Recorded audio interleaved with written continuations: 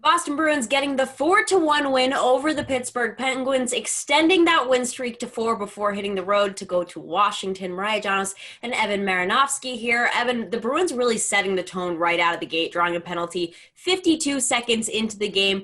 And after that, they really just didn't look back. There was a lot to like about this game, that fourth line in particular. But what stood out to you the most? Well, what you said, the fourth line. I mean, the fourth line set the tone from the beginning. They have those two plays. The two goals, early in that first period. You have Wagner's goal where they just kind of hemmed in the Crosby line, and then you have Corrali's goal where Bjork is just all over the zone. So that to me was the standout of the game. Once that fourth line did their damage and they killed the Crosby and the Malkin line because they basically stymied both.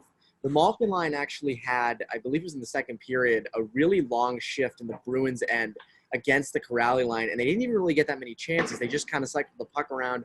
They just got a lot of zone time. There wasn't a lot to it. That killed the Penguins. The Penguins really never looked like a team primed to come back after that in the second period because it was like, in the Penguins' eyes, that was our best chance at scoring, and there was nothing even close to it. So to me, the Bruins pretty much, this sounds so cliche, played the full 60-minute effort tonight. There was really no let-up. The Penguins never really looked like they were in position to, win this game or come back. And I think it all started with that fourth line. It absolutely did. Now, you kind of touched on it a little bit with especially that Malkin line and Crosby not really getting those chances. How encouraging was it to see the young defensemen like the Lauzones, especially after Grzelcyk left the game, stepping up, going up against guys that are essentially NHL legends? Yeah, not essentially, they are. They are.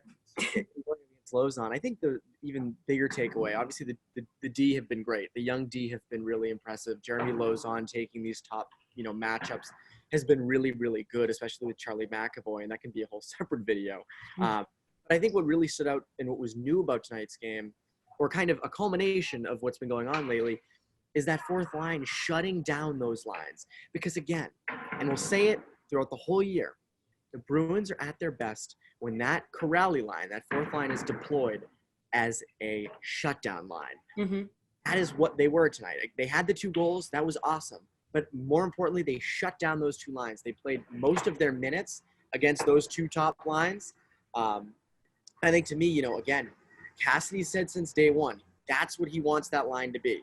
They weren't that last year. Last year, they had some real trouble. They had some trouble over the summer, especially with the Tampa Bay Lightning. But, going out against Crosby, going out against Malkin and shutting them down is very encouraging. And I think that to me is again, another takeaway from that line is that line's back. That line's back. And, Bjork is a way better Joakim Nordstrom. Like, they're not comparable at all, but he's replacing Joakim Nordstrom. Yeah. And, not close. Obviously, Bjork is 1,000 times better. Nordstrom didn't know what to do when he had the puck.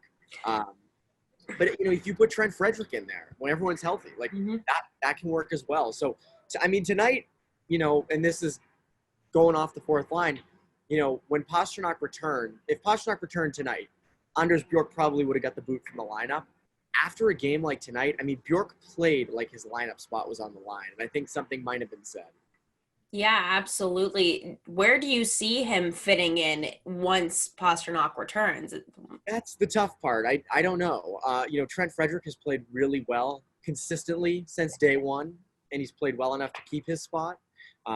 Nick Ritchie has done the same. Chris Wagner, Sean Corrali, obviously those guys are set. Jack Studnicka played well enough. He had that first 5-on-5 goal of the season. Yeah. He's also been a driver of offense.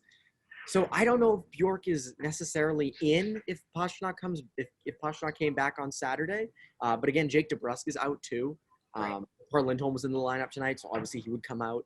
But when everything's healthy, I don't know if Bjork played well enough tonight. Again, it has to be consistent. It can't just be this one game. It's got to be consistent. And Frederick's been consistent. Richie's been pretty consistent. Studnicka's been pretty consistent as well. So Bjork has had, solid games. And tonight was his best of the season by far. Yeah. But I don't know if tonight is enough to put him past those other guys, considering what those other guys have done. Yeah, depth-wise, it's a good problem to have. Now, great problem to have. Yeah, it really is. Now, this is the second series in a row going up against a tough opponent where first game of the series, OT, we're all on our feet, freaking out. Game 2, blowout. They did against the Flyers as well. How much do you think that day off between game 1 and 2, do they really utilize that to fine tune everything? Look at what they did in game 1, look at what their opponents did, and really, like I said, come out of the gate firing and shutting the game down in game 2. It definitely helps with pre-scout, right? I mean, that you can just look at a team's game and say, okay, we're just going to fix how we played against them, the night before. We're going to play like this tomorrow night. That helps a ton. I also think it's comfort. I think just, kind of settling in a little bit. These away teams that come in, the Flyers, the Penguins, after those OT. I mean, you look at both games. The Penguins came back against the Bruins, the Flyers, that was back and forth action. When you're going on the road and you're having those games where you put it all on the line and you lose, that's pretty demoralizing, especially when you're on the road in a pandemic. And I think, and again, I don't know if that's fact, but I do think that that's a big thing. When you put all of your marbles, into one basket, so to speak, and it doesn't work out, the next game, you're a little bit demoralized. So I think they got comfortable. I think other teams sort of got crushed by the close losses. Mm-hmm. I also just think, again, Marchand even said after the game, 4 games at the Garden, they got that home ice advantage back. And now obviously they go on the road for a while, so that home ice advantage kind of decimates in a sense. But definitely encouraging that, both series had the same outcome where it was these close nail-biter games and a blowout in the next one. So yeah, and, the true test is, as you said, they're hitting the road now. Was there anything, maybe not that you saw tonight, but that you've seen in the last few games that you're like, that's not going to work against this Washington Capitals team, especially at Capital One Arena? Is there anything that you can really think of off the top of your head that needs to be cleaned up when heading down there? The Bruins have played fairly well of late. I don't think there's one specific thing. I think it's more the younger defensemen. Yeah. Not being intimidated by Tom Wilson and TJ Oshie and these bigger forwards who have no problem pushing you around. I think that's going to be the real test. And that's what I'm most interested to watch on Saturday is how do they fare against those bigger forwards? Jacob Zaboral, for instance, has been money, moving the puck, advancing the play, doing his job, as I've said, all the season long. It's all he has to do is do his job. But it's not easy to move the puck when Tom Wilson's bearing down on you or Alex Ovechkin's bearing down on you. It isn't easy. Now, I have to check if those guys are actually back, or some of those guys are back because I know they had some COVID issues. So I don't know if Ovechkin's back for Saturday's game. I do have to check that because I don't want to report that as fact. But when you have these bigger forwards coming down on you and you're a first-year NHL player, it's not easy to make that, crisp pass or, find an open guy. You just want to get rid of it so you don't get killed. So I think that's going to be the biggest thing is, not losing your cool, not creating these turnovers. I don't have any doubts that Trent Frederick will be the same Trent Frederick. He won't have an easy time as, pushing around Tom Wilson, but he'll still try. He'll still do it. Nick Ritchie will do his thing. I think it really comes down to those younger defensemen because you don't know. You don't know. You know how the Bergeron line reacts to the Capitals. You know how Krejci does. You know how Rask is.